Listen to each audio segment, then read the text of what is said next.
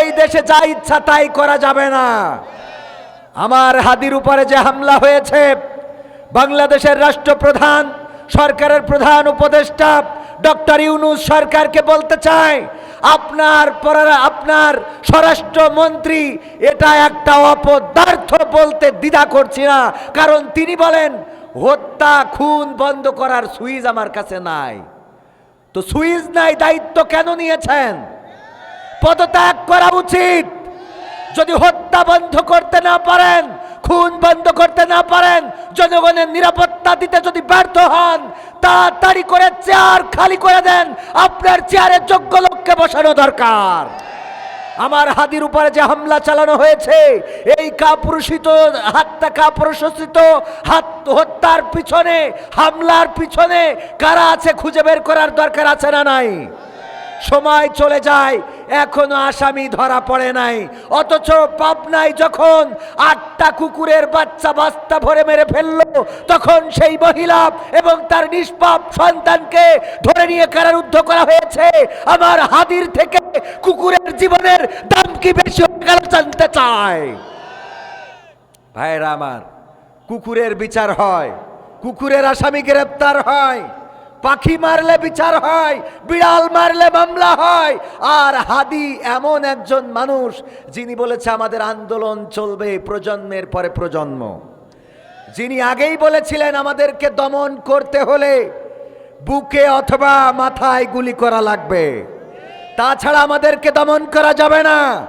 কারণ আমরা দমন হওয়ার জাতি নই, আমরা সেই নবীর উম্মত, আমরা খালিদ বিন ওয়ালিদের উত্তরসূরি, আমরা ওমর আবু বকরের উত্তরসূরি, আমরা ওসমান হামজার উত্তরসূরি, আমরা খাব্বাব খুবাইবের উত্তরসূরি। আমাদেরকে দমন করা যায় না, আমাদেরকে শহীদ করা যায়, তবু আমাদের রক্ত কথা বলেন ঠিক কিনা? ইতিপূর্বে যারা দমন করতে চেয়েছিল বাংলাদেশে তাদের জায়গা হয় নাই।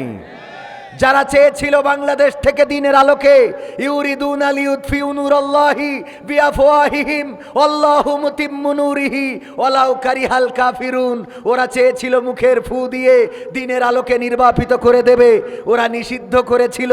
কিন্তু আল্লাহ রাব্বুল আলামিন বললেন এইটা সিদ্ধ হবে, তোমরা নিষিদ্ধ হবা। ঠিক না বেঠে? আল্লাহ দিনের আলোকে প্রজ্বলিত করে রাখবেন, যতই বাতিলদের কাফেরদের কলিজার মধ্যে জ্বালা পোড়া হোক। এই জাতীয় বিপ্লবীদেরকে মেরে দুনিয়া থেকে শহীদ করা যায়, শেষ করা যায় না। শহীদ করা যায়, শেষ করা যায় না। জান্নাতে পাঠানো যায়, তাদেরকে দমন করা যায় না। ওরা জান্নাতে যায়, ওরা জান্নাতি পাখি হয়ে যায়। ওরা জীবন দিয়ে প্রমাণ করে যায় আমরা আল্লাহর থেকে এসেছি এবং আল্লাহতেই ফিরে যাব। জীবন দিয়ে প্রমাণ করে যায়। আর যারা এই কাজগুলো করতেছেন তাদেরকে বলে দিচ্ছি, কান খুলে শুনে রাখেন। আইনুদ্দিন আল আজাদ ভাই বলেছিলেন, দেশটা নয়তো কারো বাপের ভিটা, করবে মন চাহিলেই যখন যেটা। দেশটা নয়তো কারো বাপের ভিটা, করবে মন চাহিলেই যখন যেটা। দেশটা নয়তো কারো বাপের ভিটা, করবে মন চাহিলেই যখন যেটা। দেশটা লক্ষ মায়ের ইজ্জতেরই দামে কেনা, মাটিতে মিশে আছে লাখ শহীদের রক্ত কণা। দেশটা লক্ষ মায়ের ইজ্জতেরই দামে কেনা, মাটিতে মিশে আছে লাখ শহীদের রক্ত কণা। সেই রক্তের দামে কেনা মোদের সোনার ভিটা, সেই রক্তের দামে কেনা মোদের সোনার ভিটা। তবে কেন অভ্যাস হলো নরেন্দ্র মোদীর চরণ চাটা?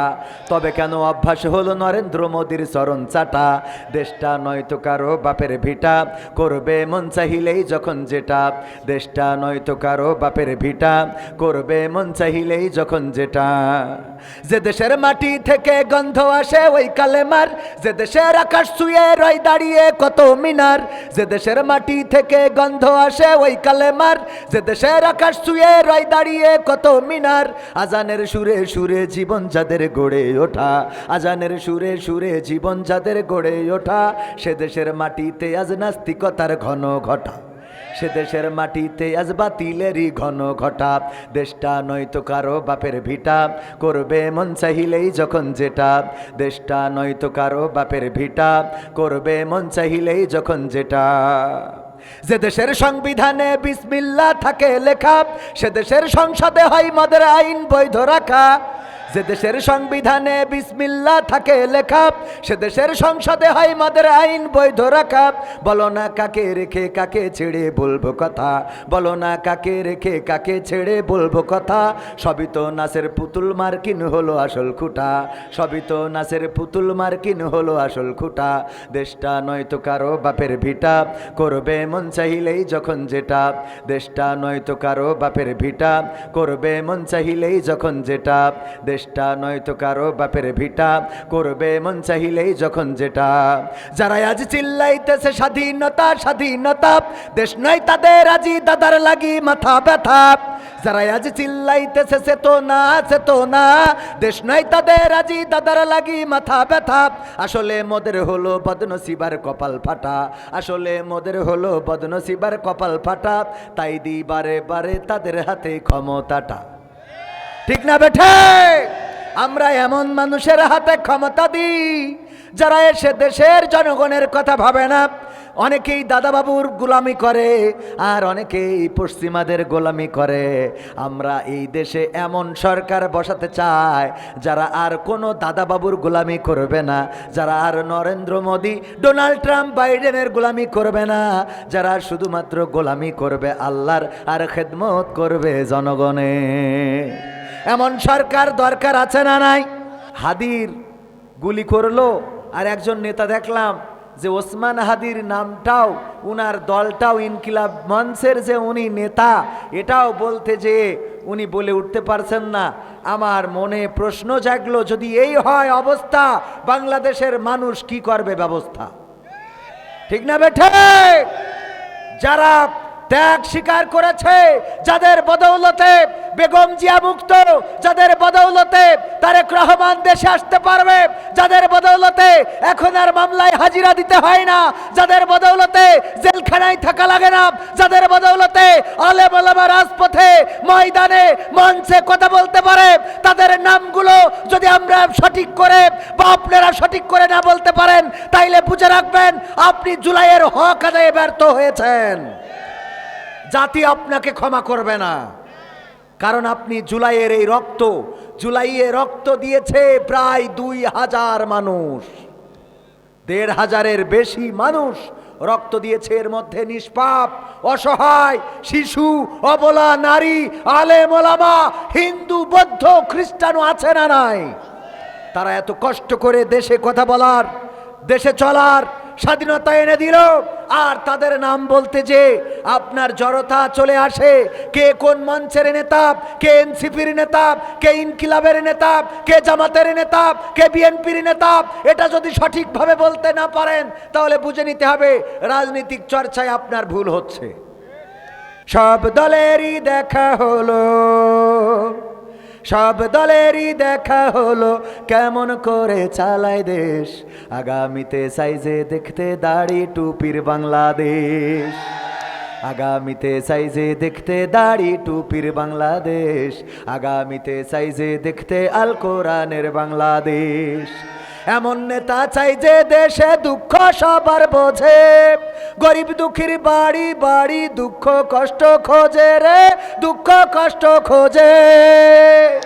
এমন নেতা চাই যে দেশে দুঃখ সবার বোঝে, গরিব দুঃখীর বাড়ি বাড়ি দুঃখ কষ্ট খোঁজে রে, দুঃখ কষ্ট খোঁজে। সব অধিকার ফিরিয়ে দিয়ে, সব অধিকার ফিরিয়ে দিয়ে আনবে দেশে খুশির লেশ। আগামীতে চাই যে দেখতে দাড়ি টুপির বাংলাদেশ, আগামীতে চাই যে দেখতে আল কোরআনের বাংলাদেশ। ভ্রান্ত মতে বাতিল পথে শান্তি খোঁজে যারা, রবের ভাষায় চোখ থাকিতে অন্ধ বধির তারা রে, অন্ধ বধির তারা। ভ্রান্ত মতে বাতিল পথে শান্তি খোঁজে যারা, রবের ভাষায় চোখ থাকিতে অন্ধ বধির তারা রে, অন্ধ বধির তারা। ভুলের পথে থাকলে অটল, ভুলের পথে থাকলে অটল, এহ পরকাল হবে শেষ। আগামীতে চাই যে দেখতে দাড়ি টুপির বাংলাদেশ, আগামীতে চাই যে দেখতে আল কোরআনের বাংলাদেশ।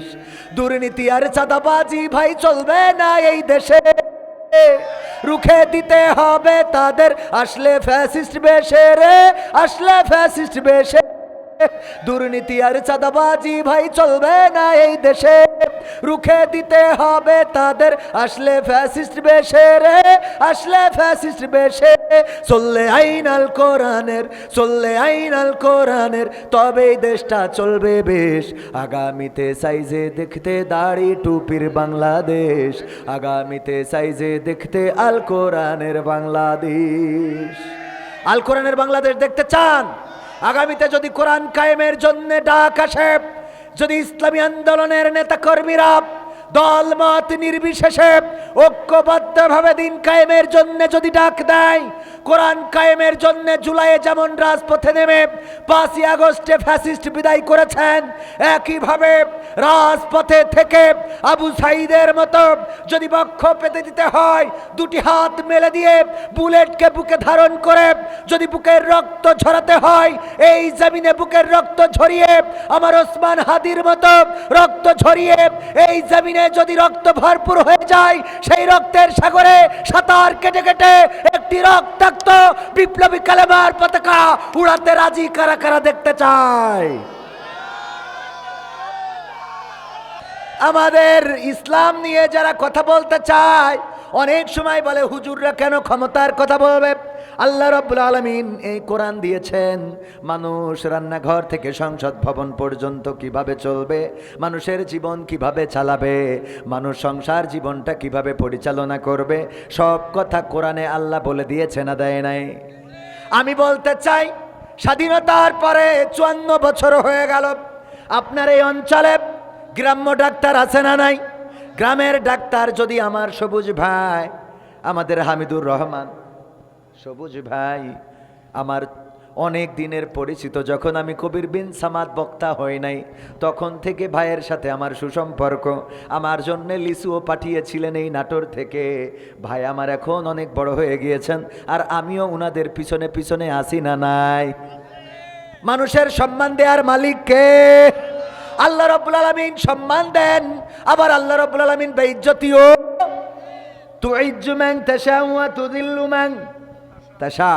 আল্লাহ যাকে চান তাকে সম্মান দান করেন, আর যাকে চান তাকে বেইজ্জতি করে ছেড়ে দেন। আল্লাহর কাছে যারা নত করে দেয়, আল্লাহ রাব্বুল আলামিন তাদের সম্মানকে বাড়িয়ে দেন। আল্লাহর কাছে যারা কপালটা নত করে দেয়, যারা ইব্রাহিম আলাইহিস সালামের মতো বলে দেয়, ইন্নী ওয়াজ্জাহতু ওয়াজহিয়া লিল্লাযী ফাতারাস সামাওয়াতি ওয়াল আরদ হানিফান ওয়া মা আনা মিনাল মুশরিকিন। ইব্রাহিম আলাইহিস সালাম যেভাবে বলেছিলেন, আমি আমার রবকে খুঁজে পেয়েছি, কওমের লোকদেরকে ডেকে বললেন, কি বললেন? যখন তিনি সূর্য দেখলেন তখন বললেন, ফালাম্মা রাআশ শামসা বাযিগাতান ক্বালা হাযা রাব্বি হাযা আকবার ফালাম্মা আফালাত ক্বালা ইয়া কওমি ইন্নী বারিউম মিম্মা তুশরিকুন। হযরত ইব্রাহিম আলাইহিস সালাম আল্লাহর সন্ধান পাইলেন, তারা দেখে মনে করলেন রব, সেটা ডুবে গেল।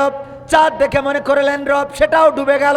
যখন সূর্য উঠল তখন বললেন, এটাই আমার রব, কারণ এটা ওইগুলোর থেকে বড়, এটাই আমার রব। কিন্তু সেটাও যখন পশ্চিম দিগন্তে অস্তমিত হয়ে গেল তখন বলল, আমার রব যদি আমার রব আমাকে পথ দেখিয়েছেন, ও আমার কওমের লোকেরা শুনে নাও, আমি তোমাদের সাথে মুশরিকিতে লিপ্ত নই। তারপরে বললেন, আমি আমার মুখটা ঘুরিয়ে দিলাম, ইন্নী ওয়াজ্জাহতু, নিশ্চয় আমার মুখটা ঘুরিয়ে দিলাম কার কাছে? আসমান জমিনের স্রষ্টা যিনি, সেই রবের দিকে। আর আমি ঘোষণা করে দিলাম। সম্মানিত ভাইয়েরা, সম্মানিত ভাইয়েরা, আমাদের মুহতারাম হাফিজুর রহমান সিদ্দিকী হাফিজাহুল্লাহ, উনি পর্যন্ত বলেছে, আলেম ওলামারা সব একসাথে হয়েছে, এখন আর কোনো পিডানি খাওয়া হবে না, পিডানি দেওয়া হবে।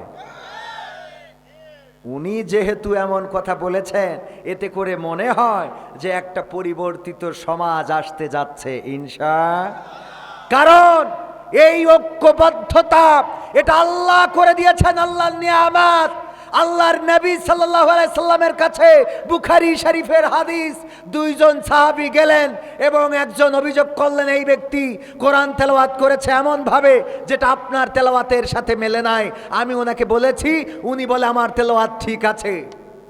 আল্লাহ রাসূল সাল্লাল্লাহু আলাইহি সাল্লাম বললেন, ঠিক আছে পড়ো, তোমাদের মধ্যে দুইজন, তুমি আগে পড়ো তুমি পরে পড়ো। দুইজনই পড়লেন।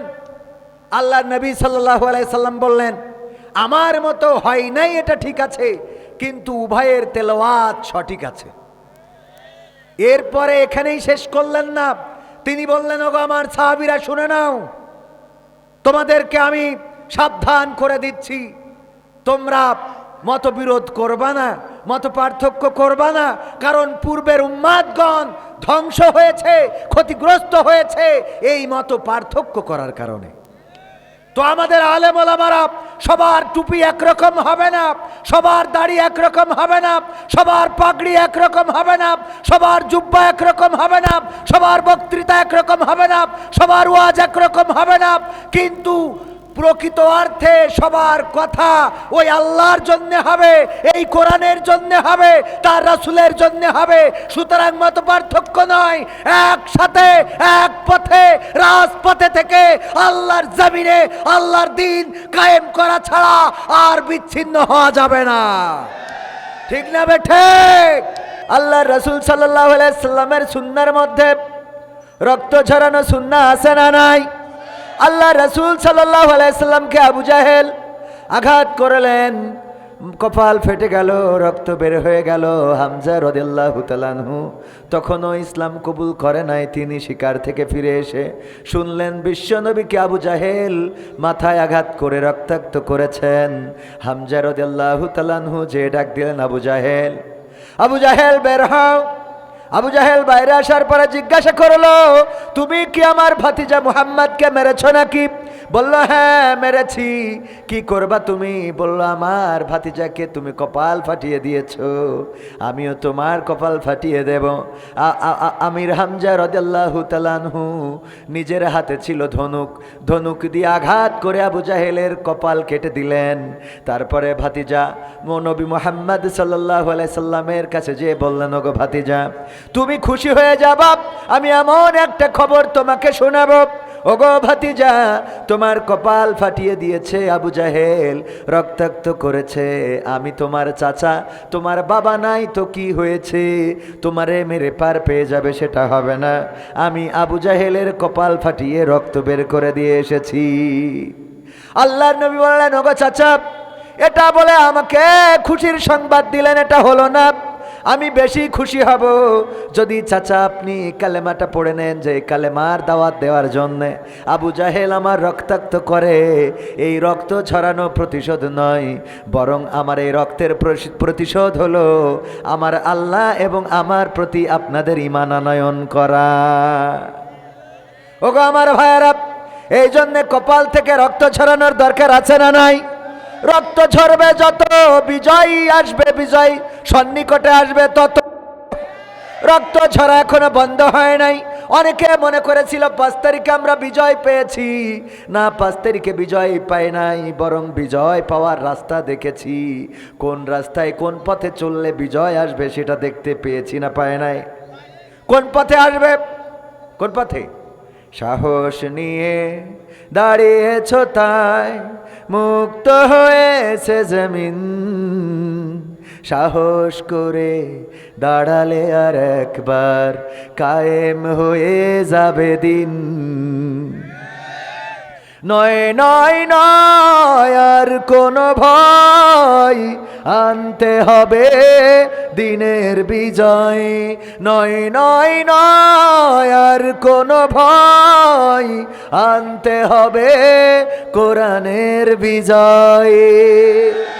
যারা ভেবেছিল ছাড়বে না আর ক্ষমতার ওই মাসনদ, দেখেছে তারা রবের পাকড়াও কি করে করে নাস্তানাবুদ। যারা ভেবেছিল ছাড়বে না আর ক্ষমতার ওই মসনদ, দেখেছে তারা রবের পাকড়াও কি করে করে নাস্তানাবুদ। তাই নয় নয় নয় আর কোন ভয়, আনতে হবে দিনের বিজয়, কোরআনের বিজয়। মানুষের সাথে যারা করেছে দুশ্মনী, করেছে বাড়াবাড়ি, দেশের বুকে তাদের হয়নি তো জায়গা, যেতে হলো মামার বাড়ি।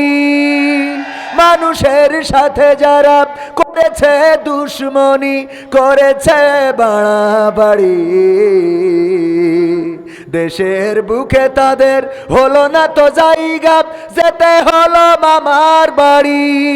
তাই নয় নয় নয় আর কোন ভয়, আনতে হবে দিনের বিজয়, কোরআনের বিজয়। কাবা রক্ষাই যেই মহারব পাঠিয়েছিলেন আবাবিল, আজও তিনি দয়াময় তেমনই আছে, বদলেনি তো এক তিল। কাবা রক্ষাই যেই মহারব পাঠিয়েছিলেন আবাবিল, আজও তিনি দয়াময় তেমনই আছে, বদলেনি তো এক তিল। তাই নয় নয় নয় আর কোন ভয়, আনতে হবে দিনের বিজয়, কোরআনের বিজয়। রাজি কি আছেন? যদি দিনের বিজয় আনতে হয়, কোরআনের বিজয় আনতে হয়, 1 জুলাই থেকে 36 জুলাই পর্যন্ত যেভাবে আমার বাংলাদেশের তরুণ তরুণী, কিশোর কিশোরী, ছাত্র জনতা, ছাত্র ছাত্রী, আবাল বৃদ্ধ বনিতা সবাই যখন রাজপথে নেমেছিল, তখন বাতিল পালিয়ে গিয়েছিল। বলেন ঠিক কিনা? কোরআন কায়েমের জন্য আবার নামতে হতে পারে, ইসলামী আন্দোলনের জন্য নামতে হতে পারে, এবং নামতে তো হবে, কারণ এখনো ফ্যাসিস্টের দোসররা আছে না নাই?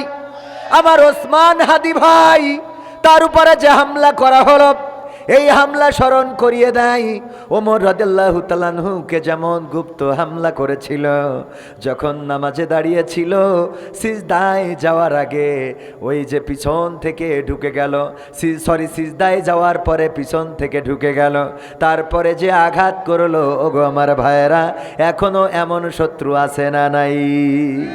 আঘাত করছে, গুপ্ত হামলা চালাচ্ছে। এগুলো বড় বাজেট নিয়ে তারা নেমেছে। তারা এই দেশে অরাজকতা সৃষ্টি করতে চায়, তারা নির্বাচনকে বানচাল করতে চায়, তারা বাংলাদেশের মানুষের শান্তি বিনষ্ট করতে চায়। বাংলাদেশের মানুষ যেন এটা বলে আগেই তো ভালো ছিলাম, সেটা বলানোর জন্য যা করা দরকার তা করতে চাই। ঠিক না ঠিক? আল্লামা সাঈদী একটা উদাহরণ দিয়েছিলেন, আপনাদেরও মনে থাকার কথা। বললেন একজন কাফন চোর মারা যাওয়ার সময় সন্তানদের বলল, গো কলিজার টুকরা সন্তানেরা, তোমাদের জন্য কত কষ্ট করেছি, কবরের কাফনগুলো চুরি করে করে বিক্রি করে, তারপরে তোমাদের রুজির ব্যবস্থা করেছি। আমি মারা যাওয়ার পরে তোমরা এমন কিছু করবা যাতে জনগণ অন্তত আমারে ভালো বলে। জনগণ অন্তত আমারে। সন্তানেরা চিন্তা করলো, বাবা যেহেতু কাফন চুরি করত, আমরা আর কাফন চুরি করব না, আমরা নামাজি হয়ে যাব। নামাজি হয়ে গেল। মানুষ কয়, ও বাবা, চোরের ছেলে, কাফন চোরার ছেলে আবার নামাজি হয়েছে। চিন্তা করলো, এটাই তো আব্বার মান সম্মান বাড়ে না, বরং আরো কমে আসতেছে। কয়, চোরের ছেলে কি করা যায়?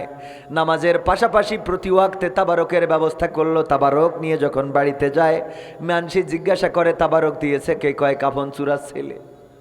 চিন্তা করলে এর থেকে আর একটু ভালো কাজ মনে হয় করা লাগবে। গরিব দুঃখী জনতার পাশে দাঁড়ালো, গরিব দুঃখীর পাশে দাঁড়ালো, টাকা দিল, পয়সা দিল, ঘর দিল, বাড়ি দিল। মানুষে জিজ্ঞেস করে, তোমার তো দালান ঘর ছিল না, হইল কেমনে? কয়, কাফন চোরার ছেলে করে দিয়েছে। তো আব্বারে তো কেউ ভালো কয় না, এত ভালো কাজ করি তাও কেউ ভালো। তাইলে কি করা যায়? এবার চিন্তা করলাম, আমরা কাফন চুরি করবো। আবার কাফন চুরি শুরু করে দিল। লোকেরা বলল, বাবাও কাফন চোর ছিল, ছেলেরাও কাফন চোর। সন্তানেরা পরিকল্পনা করলো এটা করে তো হবে না, আরও কিছু করতে হবে, ইউনিক কিছু করা লাগবে। কি করা যায়? একজন সন্তান পরামর্শ দিল, ভাই আমার এক কাজ করা যায়, আব্বা তো শুধু কাফন চুরি করতো, লাশটা কবরে রাখতো। আমরা যেটা করতে হবে, কাফন তো চুরি করব, লাশটা ওই কবর থেকে বের করে নিয়ে পাছার মধ্যে বাঁশ ঢুকাবো এবং গুরুদাসপুরে ওই থানার সামনে টানায় রাখবো। কথা যা কাজ তাই। এবার এইটা করে বের করে বাঁশ একখান ঢুকায়ে থানার সামনে অথবা গুরুদাসপুরের মোড়ের মাথায় যখন রেখে দিয়েছে, মানসে কয় এর থেকে তো ওদের বাপ ভালো ছিল। ওরা কয় আমরা সফল হয়েছি। ঠিক না বেঠিক? সফল হলো কখন? এমন খারাপ কাজ করলো, যেই খারাপ কাজ দিয়ে মানুষেরা বলা শুরু করলো এদের থেকে তো ওদের বাপ ভালো ছিল, কারণ ওদের বাপ শুধু কাফন চুরি করতো, লাশটারে তো উঠাতো না। আর এই সন্তান কি করলো, এরা লাশটারে তো উঠায় বাঁশ ভরে আবার টানায় রাখে, এদের থেকে তো এদের বাপ ভালো ছিল। আজকে বাংলাদেশে এমন কিছু করতে চায় যেন জনগণ বলতে পারে এদের থেকে তো ওরাই ভালো ছিল। ঠিক বললাম না? ঠিক বললাম? কোন আগুন করে পুড়াবেন ইব্রাহিম আলাইহিস সালামকে, কাউকে বা শুলে চড়ানো হতো, কাউকে বা শিরোচ্ছেদ করা হতো, এক এক রকম শাস্তি দেওয়া হতো। ইব্রাহিম আলাইহিস সালাম এটা দেখে ভয় পেয়েছেন? ভয় পান নাই, বরং আল্লাহর কাছে নিজেকে সঁপে দেওয়ার কারণে আল্লাহ বললেন, ইয়া নারু কুনি বারদাও ওয়া সালামান আলা ইব্রাহিম। বললেন, ওগো আগুন, তুমি আমার ইব্রাহিমের জন্য ঠান্ডা আরামদায়ক হয়ে যাও। ইব্রাহিমের জন্য ঠান্ডা আরামদায়ক হয়ে গেল, ফুলবাগান হয়ে গেল। ওগো আমার ভাইয়েরা, আল্লাহ রাব্বুল আলামিন শুধুমাত্র আল্লাহর কাছে মাথাটা নত করার কারণে ইব্রাহিম আলাইহিস সালামের সম্মান বাড়িয়েছে না কমিয়েছে? বাড়িয়েছে কিনা?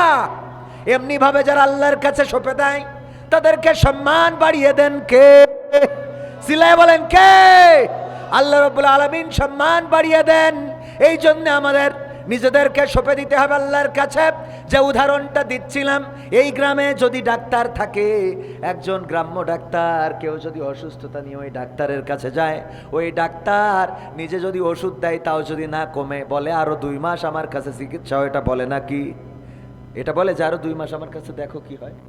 বরং উনি পরামর্শ দেয় যে আমার থেকে ভালো ডাক্তার আছেন নাটোরে অথবা গুরুদাসপুরে নিয়ে যাও। গুরুদাসপুরের ডাক্তার যদি ওষুধ দিয়ে না কমে, উনি বলেন নিয়ে যাও নাটোরে। নাটোরের ডাক্তার যদি না কমাইতে পারে, বলে ঢাকায় নিয়ে যাও। ঢাকার ডাক্তার যদি না পারে, তাইলে বলে দেশের বাইরে। বলে না? বলে না?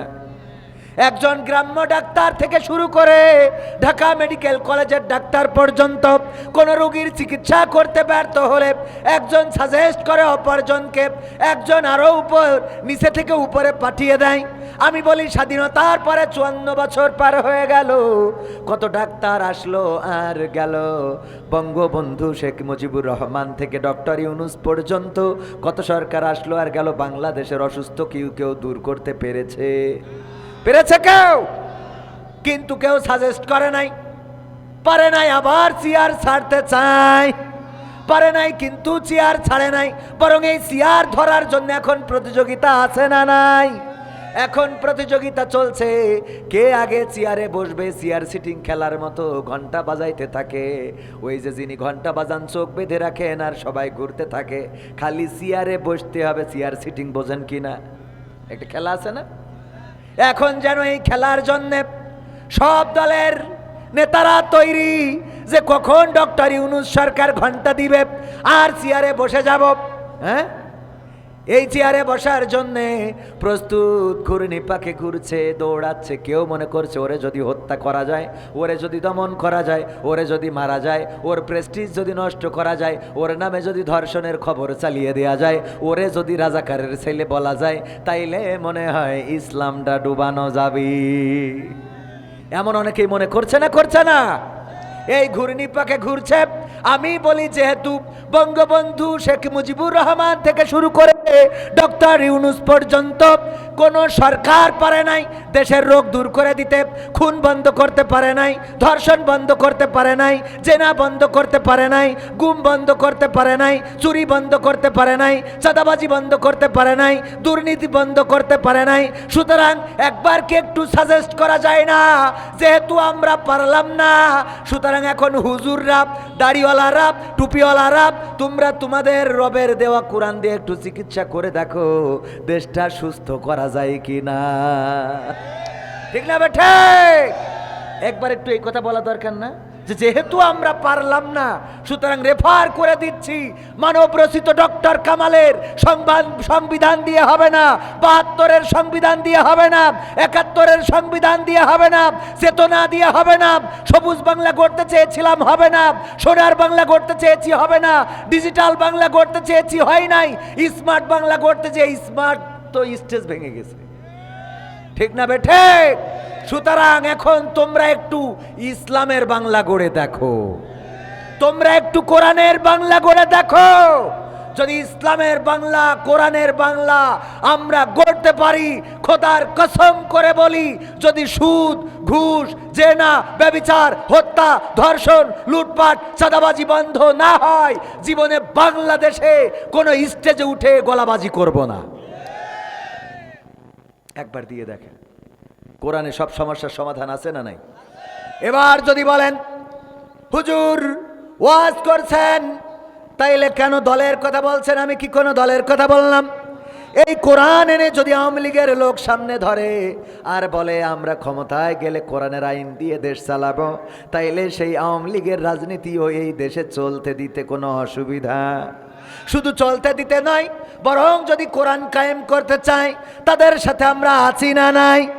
যদি বিএনপির প্রার্থী শুধু নয়, কেন্দ্রীয়ভাবে ঘোষণা হয় বিএনপি রাষ্ট্র ক্ষমতায় গেলে আল্লাহর আইন দিয়ে দেশ চালাবে, সংবিধান হিসাবে মানুষ রচিত করা, মানব রচিত করা কোনো আইন চলবে না, আল্লাহ রাব্বুল আলামিন যেই আইন দিয়েছেন সেই আইনে দেশ চলবে, তাইলে আমরা সেই বিএনপির লোক।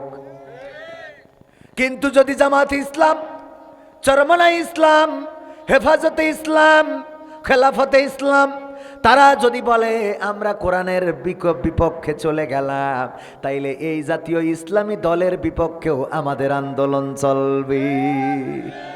এ ব্যাপারে কি কোনো আপত্তি আছে? যতক্ষণ হকের সাথে আছে, আমরা প্রতীক দেখতে চাই না, আমরা লোক দেখতে চাই না, আমরা বিচার করতে চাই, ওজন দিতে চাই কি দিয়ে? আমাদের মাপকাঠি হলো কোরআন, আমাদের মাপকাঠি হলো ইসলাম। যার মুখে আছে দাড়ি, যার মাথায় আছে টুপি, যার বুকে আছে কোরআন, যেই লোকটা ভালো, সৎ, স্বচ্ছ, সেই লোকের পক্ষে আমরা আছি।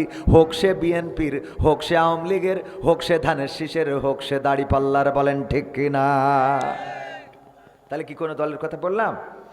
এখন আসেন, কোরআন যদি কায়েম করতে হয়, নিজেদের কেউ কোরআনের আঙ্গিকে তৈরি করার দরকার আছে না নাই?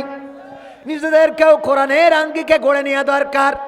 আপনি দাড়িপাল্লার মিছিলে, আপনি হাত পাখার মিছিলে, কিন্তু আজান হলে মসজিদে পাওয়া যায় না। ওই দাড়িপাল্লার মিছিল, ওই হাত পাখার মিছিল করে ইসলামী আন্দোলন বাস্তবায়ন করা সম্ভব হবে?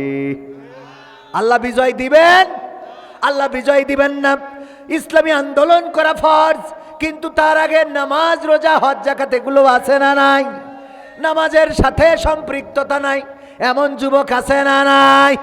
আজকালকের ছেলেরা বই নিয়ে আর বসে না, ও বাবা গুগলে সার্চ করিয়া পড়ি। ওরে কালের মেয়েরা কোরআন হাদিস ধরে না, এখনকার মা বোনেরা কোরআন হাদিস পড়ে না। ও আল্লাহ, টিকটকে ভিডিও ওরা করে, নাটোরে করে না?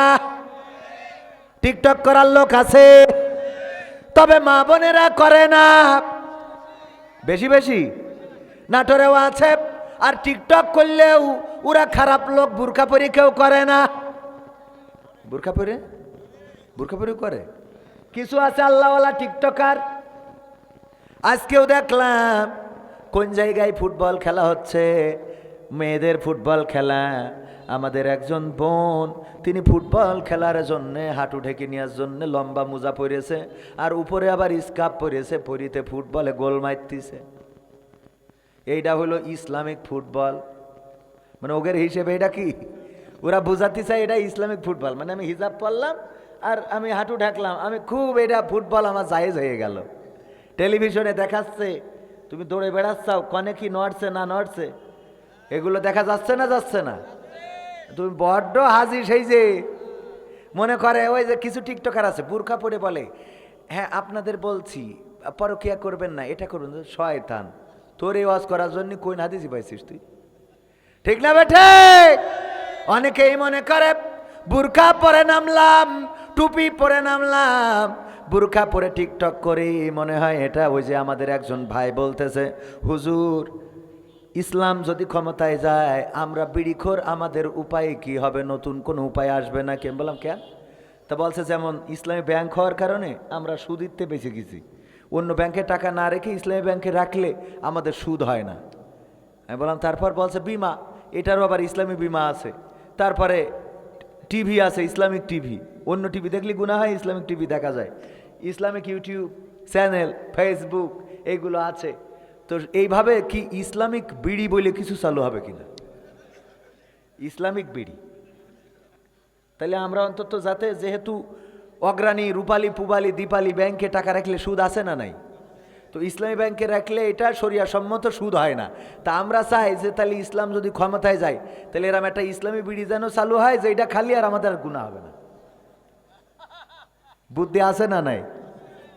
আমি বললাম বাবা বিড়ি খান কিসের জন্যে? বলল বিড়ি খাই টেনশন দূর করার জন্যে, দুশ্চিন্তা দূর করার জন্যে। আমি বললাম দুশ্চিন্তা কেন? কয় দুশ্চিন্তা হলো টাকা নাই, পয়সা নাই, বাজার করবো অর্থ নাই, স্ত্রীর শাড়ি কিনবো টাকা নাই, সন্তানের পোশাক কিনবো টাকা নাই। বললাম এটা গেল 1 নম্বর, আর আছে নাকি 2 নম্বর? সন্তান মানুষের মতো মানুষ করতে পারলাম না, মসজিদে যায় না, নামাজ আদায় করে না। বললাম আর কিছু আছে? কয় মেয়ে আমার প্রেম করে বেড়ায়, পার্কে ঘুরে বেড়ায় ছেলেদের সাথে। আর কিছু আছে নাকি? বউ আমার পরকিয়া করে। আমি বললাম এতে বিড়ির সম্পর্ক কি? কয় এই জন্যে টেনশনে বিড়িটা নি, কারণ এত টেনশন নিয়ে কেমনে ঘুমাবো গো হুজুর। আমি বললাম এইবার আপনারে বলি, ইসলাম যদি ক্ষমতায় আসে বাংলাদেশে সুদ বন্ধ হয়ে জাকাত ভিত্তিক অর্থ ব্যবস্থা কায়েম হবে। কি ভিত্তিক? জাকাত ভিত্তিক অর্থ ব্যবস্থা যদি কায়েম হয়ে যায়, ধনীদের থেকে নিয়ে গরিবদের দেওয়া হবে, ধনীদের থেকে নিয়ে গরিবদের। আর এখন আছে সুদ ভিত্তিক অর্থ ব্যবস্থা, যেটা গরিবদের নিয়ে ধনীদের দেওয়া হয়। লোন নেয় কারা? গরিব যারা গরু পালন করার জন্যে, খামারে চাষ করার জন্যে, জমিনে চাষ করার জন্যে, গম ভুট্টা লাগানোর জন্যে, আপনার এলাকায় আলু রসুন পেঁয়াজ হয়, এইগুলো চাষ করার জন্যে গরিবেরা টাকা নেয়। ব্যাংকে টাকা জমা রাখে কারা? ধনীরা। ওই টাকা আপনাদের কাছে দেয়, তারপরে সই সুদ নেয়, নিয়ে ওই টাকা আবার ওই ধনীদের টাকার মধ্যে ঢুকিয়ে দেয়। তার মানে ধনীরা গরিবদের থেকে নেয়, আর আল্লাহর অর্থ ব্যবস্থা হলো ওই ধনীদের থেকে 2.5%, 100 ভাগের 2.5 ভাগ, 40 ভাগের 1 ভাগ ডাইরেক্ট প্রতি বছরে কেটে নেওয়া হবে, অটোমেটিক গভর্নমেন্ট কেটে নেবে, নিয়ে যখন ভাগ করে দেবে।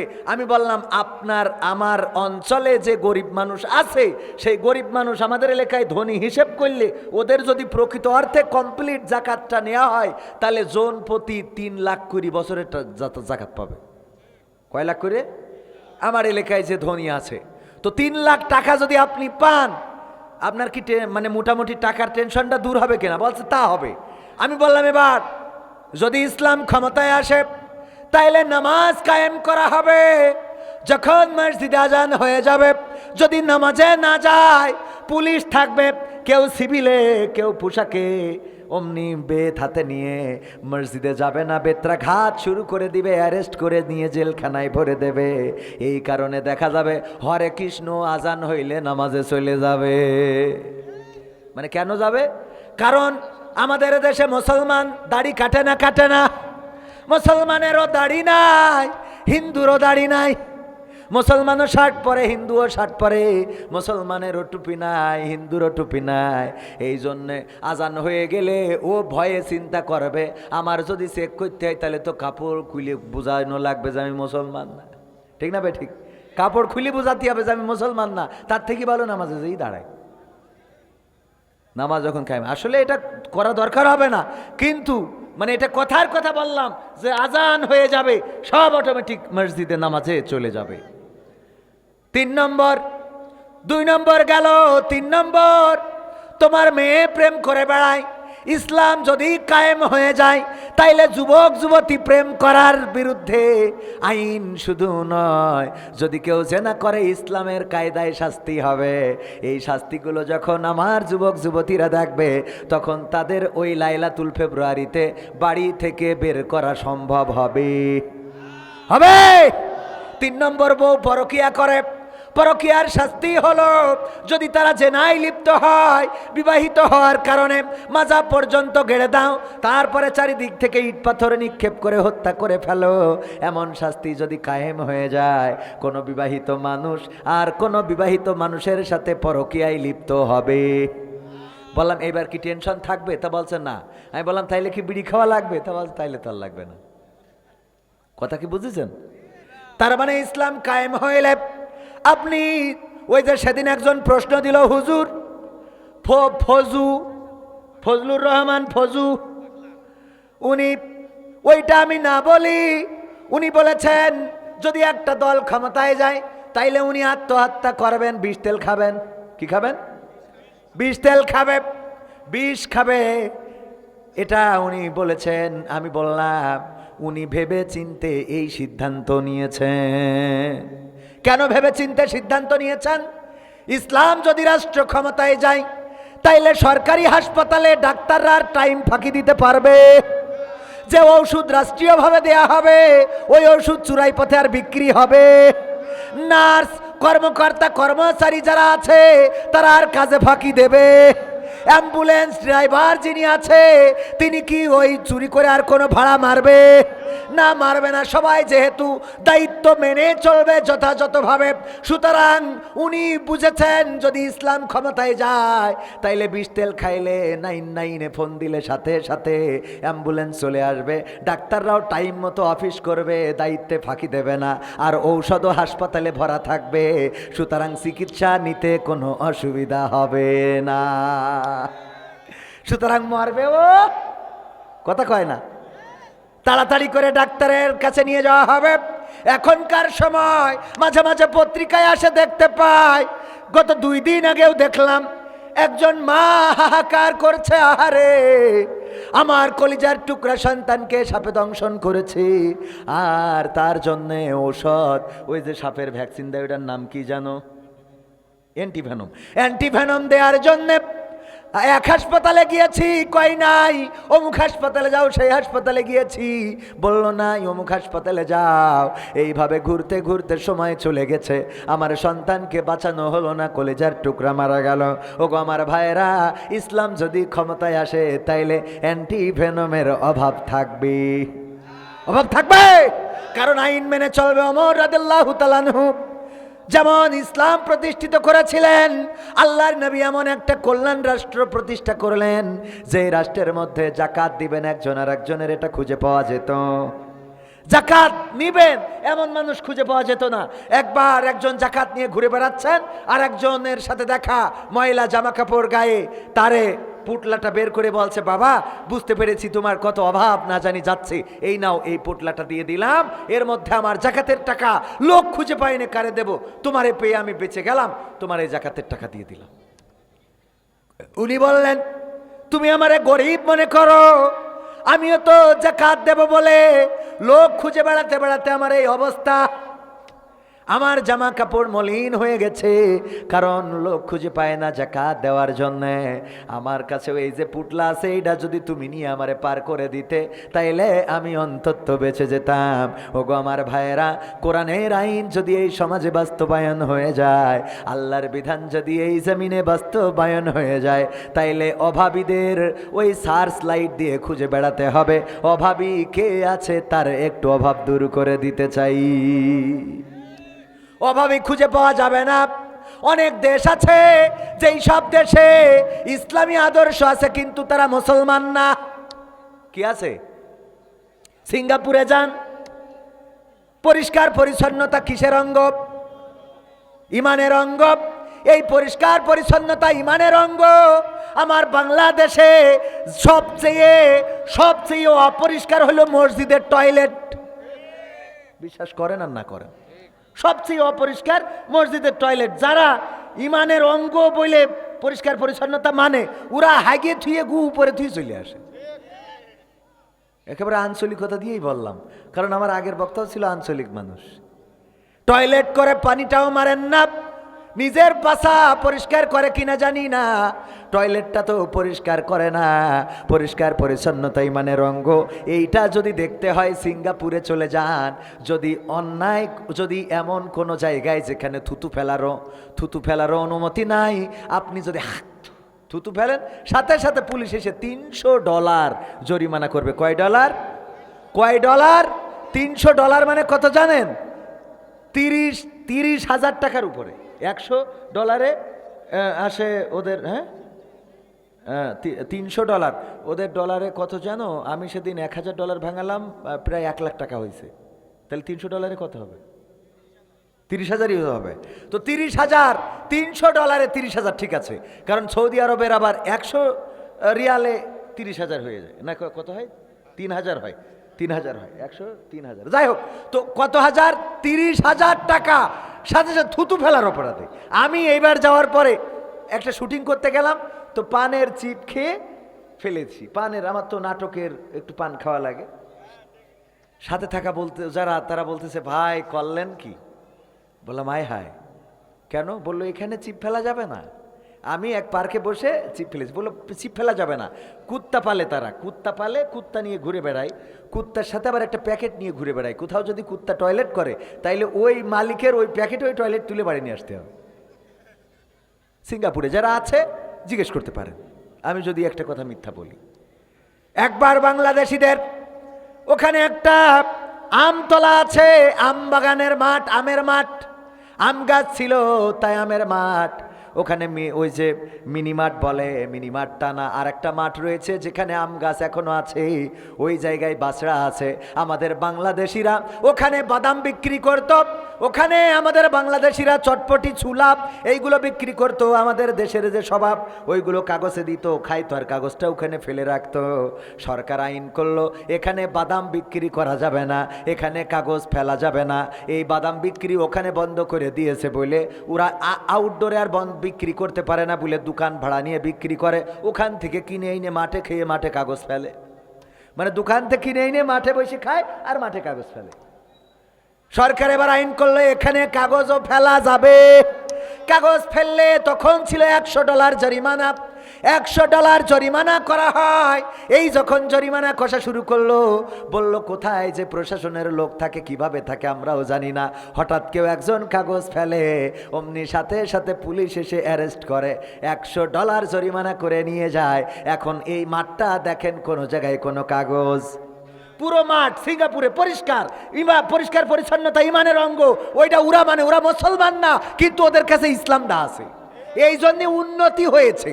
দুর্নীতি যদি করে, দুর্নীতির অপরাধে সরকার প্রধান দুর্নীতি যে করেছে তার ফাঁসির কাস্টে ঝুলায়। আমাদের এক বাংলাদেশি মনিরামপুর বাড়ি, তার এক বন্ধু বলেছে, দোস্ত আসার সময় আমার একটা প্যান্ট নিয়ে আসবা। কি নিয়ে আসবা? প্যান্ট। আমার স্ত্রী দিবে, ওই প্যান্টটা নিয়ে আসবা। এখানে তো প্যান্টের দাম বেশি, বাংলাদেশ থেকে দিবে, তুমি এই হেল্পটা করে দিও।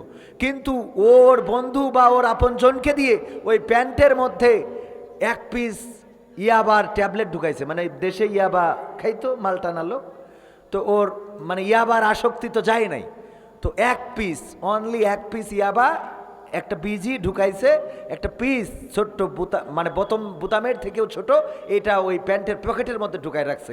আমার বাংলাদেশে তো ওই ডিজিটালে ধরতে পারে নাই, কিন্তু সিঙ্গাপুরে যাওয়ার পরে ওই ছোট্ট ইয়াবাটা ধরে ফেলেছে।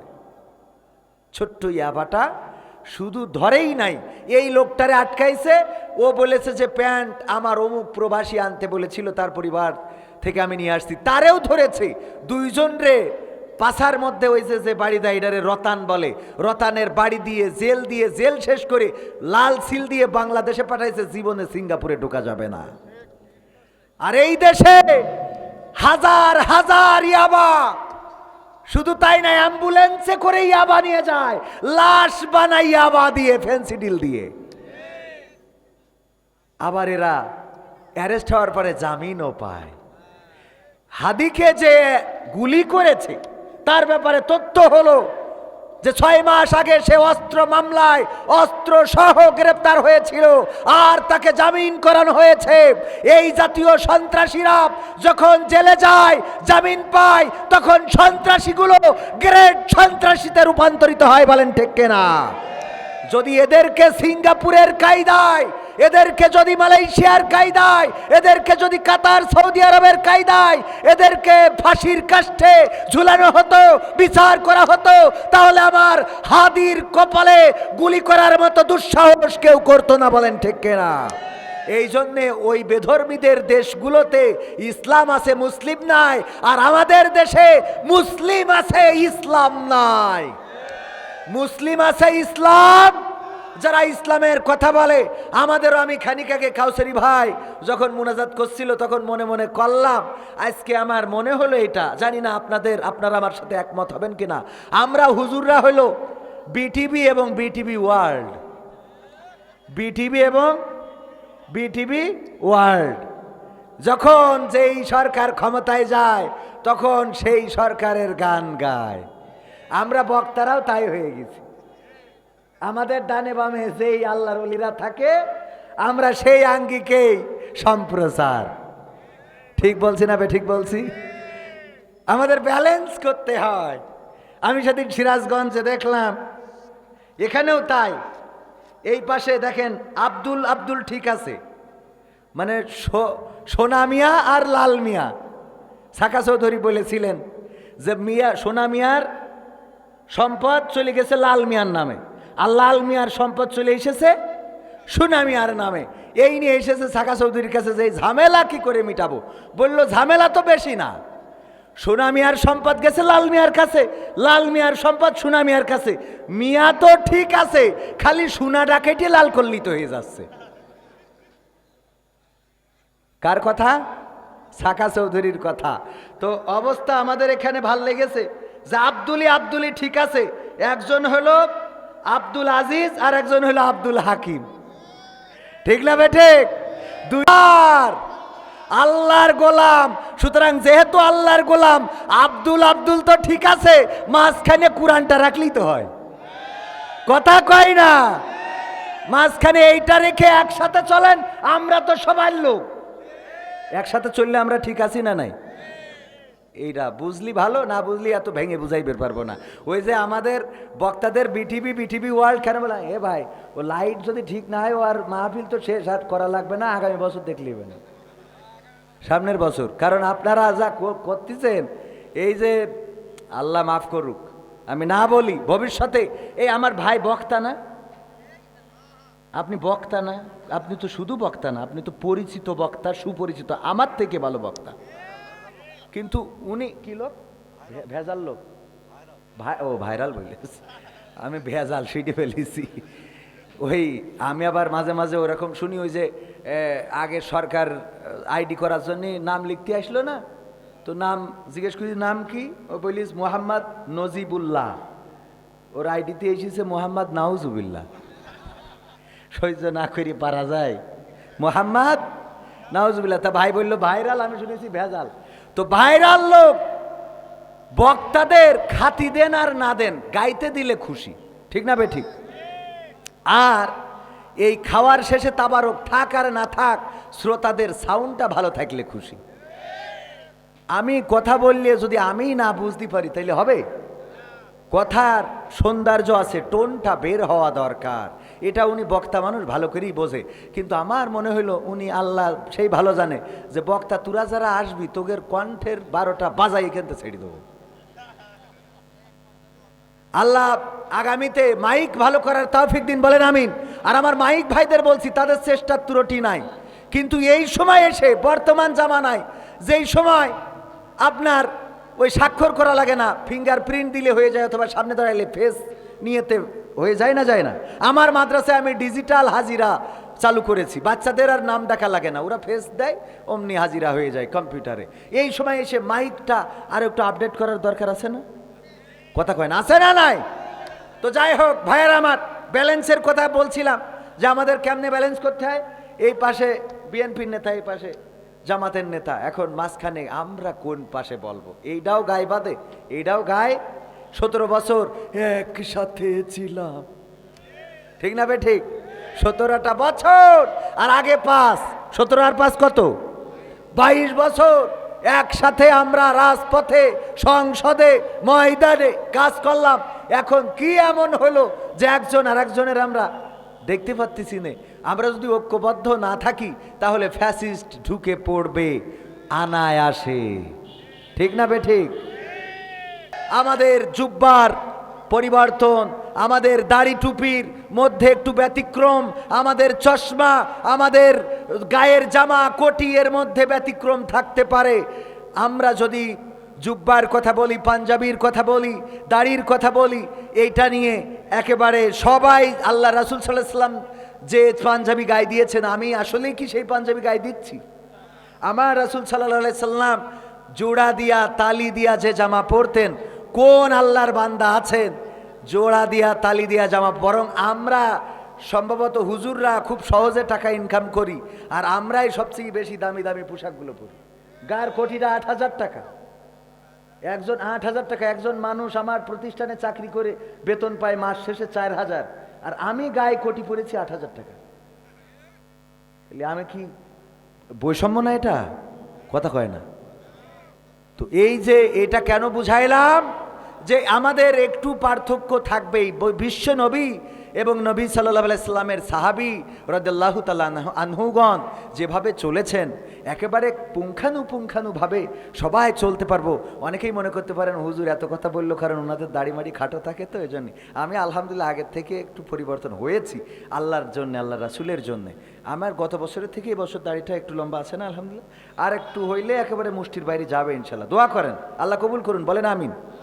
চিন্তা করছিলাম যে দাড়ি লম্বা করলে বউ থাকে কিনা, এখন তো দেখি বউ একটা না আরো 2-4টে হইতে চাই, আলহামদুলিল্লাহ।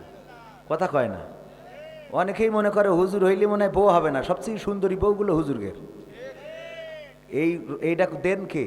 যুবকরা মনে করে মনে হয় গাঞ্জা মেরি বেড়ালি আর ফ্রি ফায়ার খেললি বউ হয়, অত সোজা না। তোর সাথে প্রেম করবে, বিয়ে করবে আমাদের। ভয়টা হইলো যে তুই নষ্ট করি ছেড়ে দিস, ওই আমাকে আবার ঠিক করে নিতে হয়। এই ছাড়া তো আর সত্য বলছি না মিথ্যা বলছি?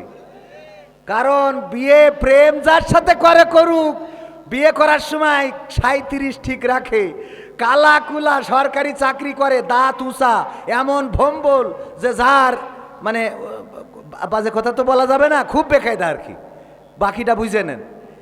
সরকারি চাকরি করে, এইটা দেখেই রাজি। জিজ্ঞেস করে, ও বলো প্রেম করে মকসেদের সাথে, জিজ্ঞেস করে তোমার সাথে কি কারো মানে তোমার মন্তব্য কি বিয়ের ব্যাপারে? কয় আমার আব্বা আম্মা যেটা বলবেন আমি সেটাই করব।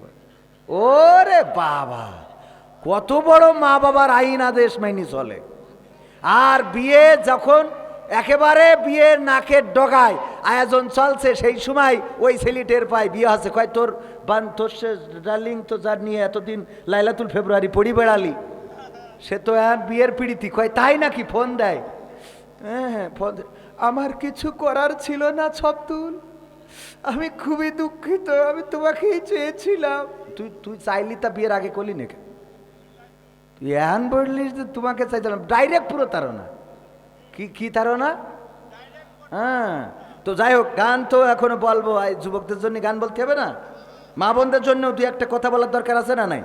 মা বোনরা ওই যে আল্লাহওয়ালা টিকটকার, ওদের তো একটু ভালো বানানোর দরকার আছে না নাই? ভাইয়ের আমার, ইউনুস মাস্টার চন্দ্রপুর 2 নম্বর সরকারি প্রাথমিক বিদ্যালয় 1 বস্তা সিমেন্ট করেছেন দান। তারপরে আয়েজউদ্দিন মণ্ডল, পিতা মৃত রফেদ মণ্ডল 1 বস্তা সিমেন্ট দান করেছেন। আল্লাহ দানকে কবুল করো। ও মা বোনেরা অনেকগুলো টাকা দিয়েছে। ভাইয়ের আমার, ইসলামের জন্যে হাত তুলেছিলেন, রক্ত দিবেন, জীবন দিবেন, তুলেছেন না? আজকে রক্তও নেব না, জীবনও নেব না, আমার ওটা নেওয়ার দরকারও নেই। ওটা দিবেন কার জন্যে? আল্লাহর জন্যে। আমি আপনাদের কাছে একটু হাত বাড়াচ্ছি। এই মাদ্রাসার ব্যাপক খরচ আমার ভাইজান, উনি একজন আলেম মানুষ, উনি অসংখ্য জায়গায় যে এভাবে মানুষের কাছে বলেন, আজকে উনার জন্য বলতে হচ্ছে। আলহামদুলিল্লাহ, আমি একটা মাদ্রাসা করেছি, ঠিকানা তানজিমুল কুরআন ক্যাডেট মাদ্রাসা, 200 ছাত্রছাত্রী।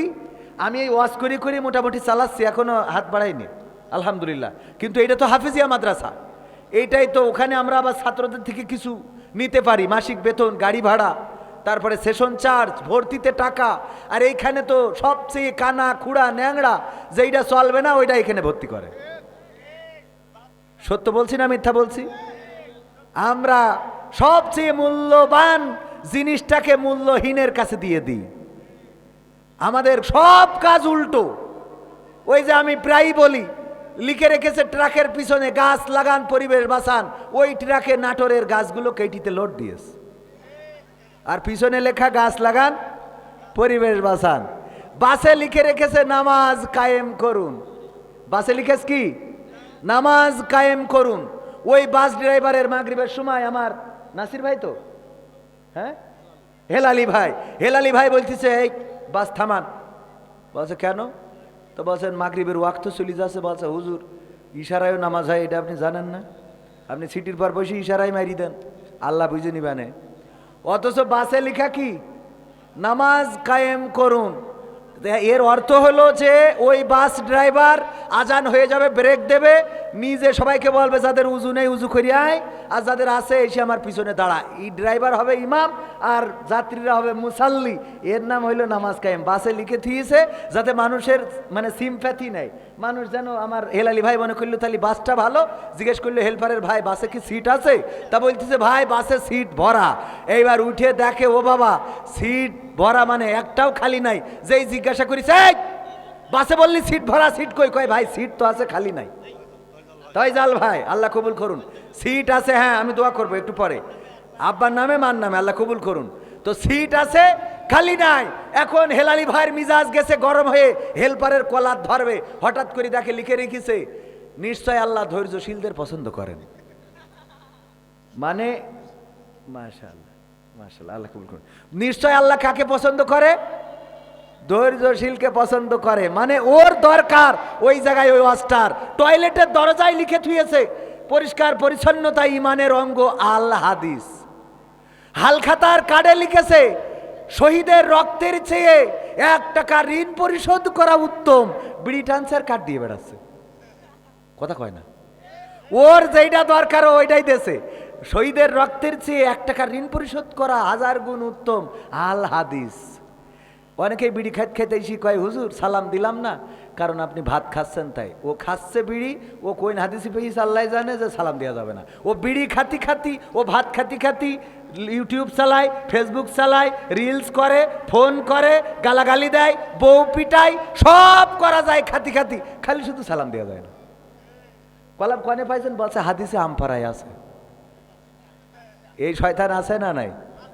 খুব হাদিস মানা লোক ভাইয়েরা আমার। তো এই মাদ্রাসার জন্য আমি ব্যক্তিগতভাবে 500 টাকা দিলাম এক ব্যাগ সিমেন্টের জন্য। আমার কোরআনের পারা কয়টা পারা? 30টা ব্যাগ সিমেন্ট কি মাদ্রাসার জন্য দেয়া যাবে? আমি দিয়েছি, আরো এর আগে 2 জন ভাই দিয়েছেন। ধরে নিলাম 3টা পাড়ার জন্য 3 জন দিয়েছেন। 4 নম্বরের জন্য কোন আল্লাহর বান্দা একটা ব্যাগ সিমেন্ট দিবেন? যদি একটু হাত উঁচু করেন, দোয়া করে দেবো আমার ভাইজান 2 ব্যাগ দিবেন। নাম কি? নাম কি? ওবায়দুল কাদের? নারায়ে তাকবীর। আমার মাসুদুর রহমান ভাই অনেক বড় হৃদয়ের মানুষ, আলেম মানুষ, বক্তা মানুষ। 1000 টাকার একখান বঙ্গবন্ধুর নোট দান করলে আল্লাহ কবুল করে নাও, নেখায়াত দিয়ে দাও, মনের স্বপ্ন পুরা করে দাও, আপন জনদের কবুল করে নাও। আর ওবায়দুল কাদের ভাই কি দিয়ে না কি বললেন না? রাজু ভাই লিল্লাহে তাকবীর। রাজু ভাই 2 ব্যাগ সিমেন্ট কয় ব্যাগ? তাহলে 3 আর 2 কয় ব্যাগ হইল? 5 ব্যাগ। 6 নম্বর আব্দুল্লাহ হাকিম, অসুস্থ মানুষ, চাচা অসুস্থ, স্ত্রী অসুস্থ, আল্লাহ স্ত্রীর সুস্থতা কামনায় 1000 টাকা করলেন দান। নাম কি ওনার?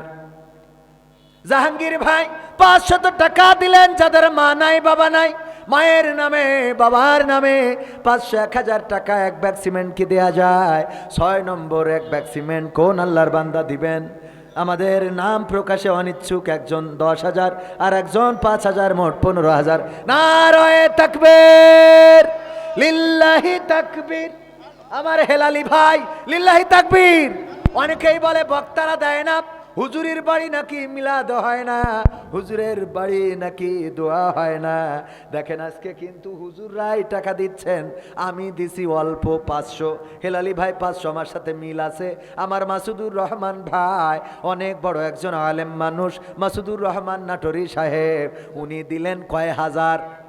1000। কি করেছে? ও বাবা অনুরোধ। তারপরে 500 টাকা আমার হেলালি ভাই দিলেন। আগামীকালকের মেহমান তিনি। আল্লাহ আমার ভাইয়ের কণ্ঠকে গোটা বাংলাদেশ ব্যাপী কবুল করে নাও, বলেন আমিন। মহিলার সমাবেশ আছে, আমার মা বোনেরা সবাই দলে দলে চলে আসবেন, কোরআনের বয়ান শুনবেন। তারপরে 6 নম্বর ব্যাগ এখনো হয় নাই, হাত তুলে অন্তত কোন আল্লাহর বান্দা আছেন কোরআনের সম্মানে, কোরআনের মাদ্রাসায়? আমার যুবক ভাই, আমি চাই এক ব্যাগ, উনি দিলেন 2 ব্যাগ। নাম কি? রফিকুল ভাই। লিল্লাহি তাকবীর। আমার রফিকুল ভাই 2 ব্যাগ সিমেন্ট করলো দান। 6 আর 5 আর 2 7, আল্লাহ 7 ব্যাগ হয়ে গেল। আর কে কি দিলেন? মোহাম্মদ সিরাজুল ইসলাম কুমারখালী, নানির জন্য দোয়াছে 1000 টাকা করলেন দান। আল্লাহ নানির কবরকে জান্নাতের বাগান বানাইয়া দাও। আল্লাহ আপনজন যারা বেঁচে আছে নেখায়াত দান করে দাও। বাবু শেখ 1000 টাকা। লিল্লাহি তাকবীর। বাবু শেখ দিলেন 1000 টাকা, আল্লাহ কবুল করো। তারপরে তারেক হোসেন, পিতা মক্তেদুল, লোসাং লক্ষ্মীপুর পূর্বপাড়া, বাকি 1000 টাকা দান করেছেন। আল্লাহ দানকে কিরা? আরেকজন আপনি, আরেকজন নাম বলে নাই, 500 টাকা। আল্লাহ দানকে কবুল করব। 7 ব্যাগ সিমেন্ট হয়েছে। 8 নম্বর কোন আল্লাহর বান্দা আছেন? 8 নম্বর। 8 নম্বর একটা ব্যাগ সিমেন্ট আমার ভাইয়ের মাদ্রাসায় দিয়ে যাবেন। কোরআনের পাখিগুলো কোরআন শেখে, কোরআন শেখে, কোরআন পড়ে, কোরআন ধরে, কোরআন বোঝে। ওযুখানার কাজ চলছে, উজু করবে প্রতি ওয়াক্তে ওয়াক্তে সওয়াব। পরকালের ময়দানে ভালো মানুষগুলো আল্লাহকে বলবে, আল্লাহ এত সওয়াবের কাজ তো আমি করি নাই, কেমনে হইল এত সওয়াব আমার আমল নামায়? আল্লাহ রাব্বুল আলামিন বলবেন, তুমি এমন কিছু কাজ করে দিয়েছিলে যেই কাজে মানুষ উপকৃত হয়েছিল, সেটার সওয়াব সদকায়ে জারিয়া হিসাবে তোমার আমল নামায় এসেছে, এই জন্যে তোমার আমলে এত সওয়াব। সুবহানাল্লাহ বলা যায় না? যায় না?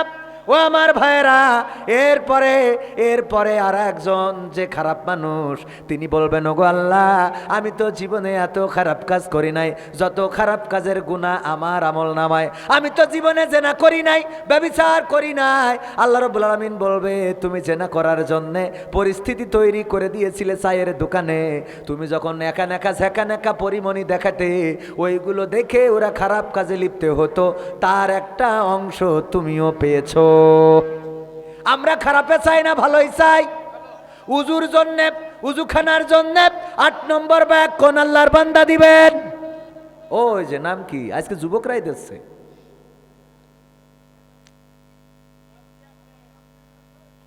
শামীম ওসমান, তাইজুল ভাই। লিল্লাহি তাকবীর। তাইজুল ভাই দিল 1 ব্যাগ সিমেন্ট। 8 নম্বর হয়ে গেল। 9 নম্বর কোন আল্লাহর বান্দা? 9 নম্বর সিমেন্ট, 9 নম্বর ব্যাগ। 30টা ব্যাগ সিমেন্ট আপনাদের কাছে চাই। সুলতান লক্ষ্মীপুর মায়ের জন্য দোয়াছে, 1 ব্যাগ সিমেন্ট দিয়েছে, 9 নম্বর হয়ে গেল। রফিকুল লোকমান গ্রাম ছোট কালিকাপুর সিমেন্ট দিয়েছে 2 ব্যাগ। 9 আর 2 কত? 11। লিল্লাহি তাকবীর। রফিকুল মুসলিম বীর, উনি 1 ব্যাগ সিমেন্ট দিলেন, 12 ব্যাগ। তারপরে বাবলু পিতা আলাপন নাকি যেন, উনি মাছপাড়া 2 ব্যাগ সিমেন্ট করেছেন দান। 12 আর 2 14 ব্যাগ হয়ে গেছে ভাইরা আমার। আর কোন আল্লাহর বান্দা আছেন? রমিজুল দিয়েছে 1 ব্যাগ, 15 হয়ে গেছে। আল্লাহ কবুল করো। ডুবার পাড়া টিটু ভাই 5000 টাকা। ইয়াকুব আলী মদিনা বাজার 1000 টাকা। আমিনুল দোকানদার আল্লাহ 2000 টাকা দিয়েছে, দানকে কবুল করো। রানা পিতা আবু হানিফ দোয়াচ্ছে, বাকি 2000 টাকা দিয়েছে, আল্লাহ দানকে কবুল করে নাও। জিন্নাতুল নিসাব স্বরূপ মাস্টার, সুরুজ মাস্টার 1 ভাগ গরু। ও এখানে তো গোশতও দেওয়া যায়, গোশত দিবেন কোন আল্লাহর বান্দা আছেন রিফাত টিটু ডুবার পাড়া 1 ভাগ গরু দিয়েছেন, আল্লাহ দানকে কবুল করো।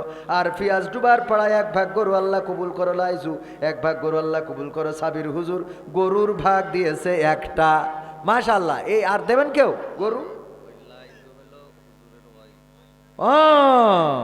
ও বাবা, তা ভাবিরও কি আলাদা টাকা পয়সার ব্যবস্থা আছে? যাক আলহামদুলিল্লাহ, ভালো।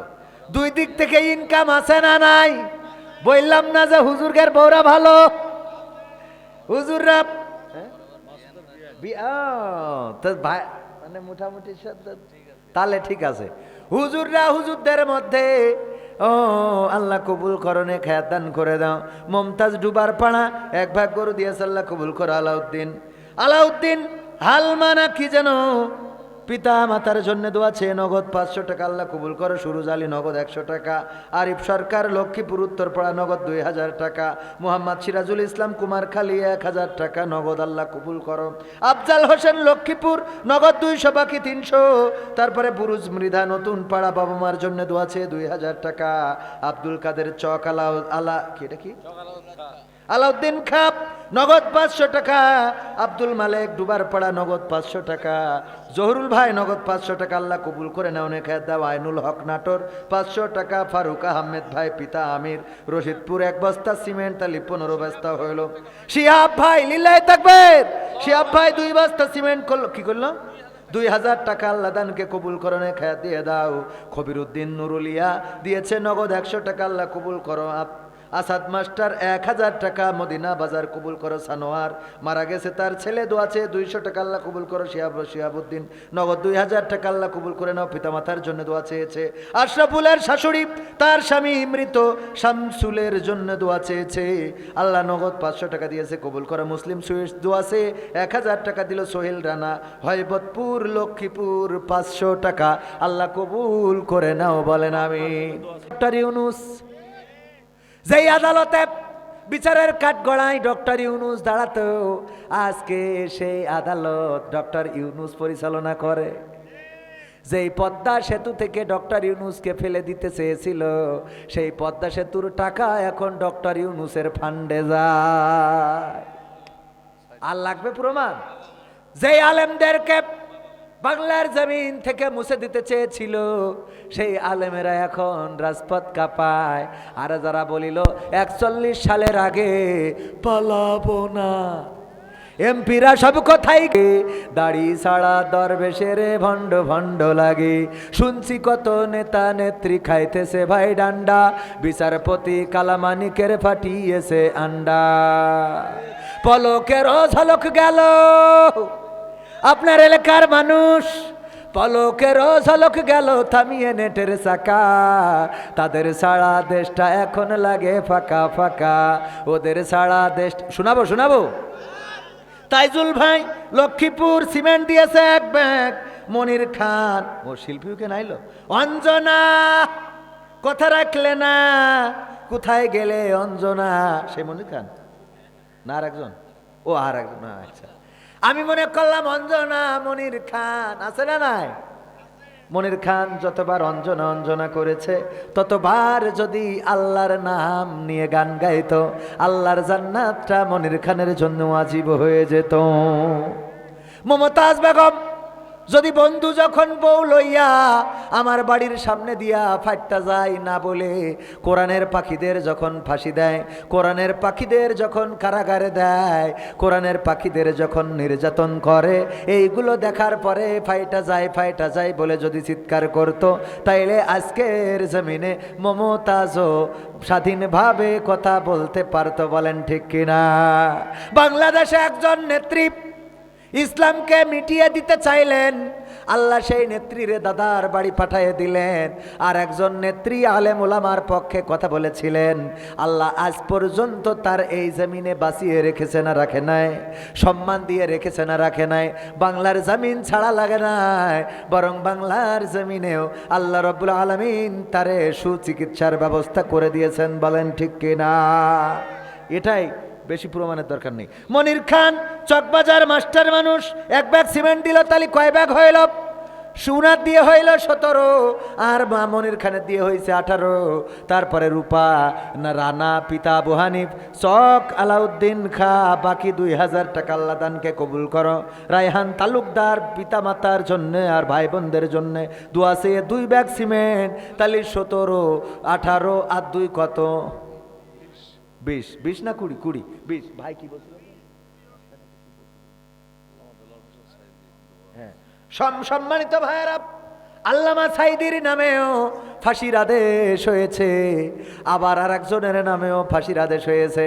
আল্লামা সাইদির যেদিন ফাঁসির আদেশ হলো, প্রায় 1.5 শতাধিক মানুষ জীবন দিয়েছে, বলেন ঠিক না বেঠিক?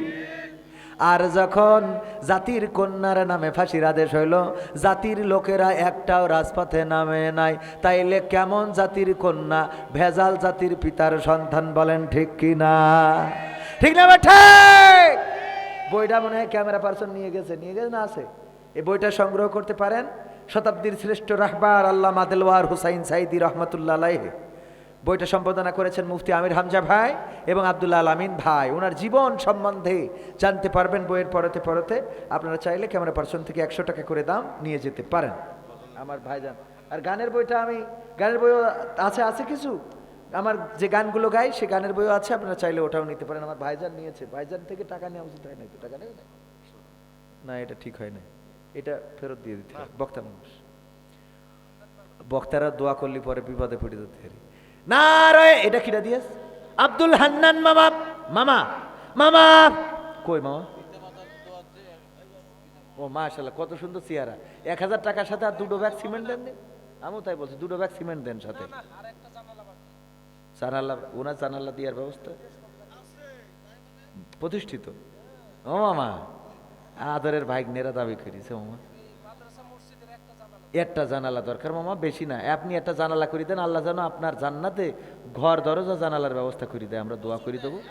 মাশাআল্লাহ মাশাআল্লাহ। তাহলে ইনশাআল্লাহ মামা বলেন, দোয়া করে দিই। ভাগ্নেরা বলেছে মামা, মামা হইবে না, মামা হইবে না, নগদেই জানলা দিয়ে দেবেন।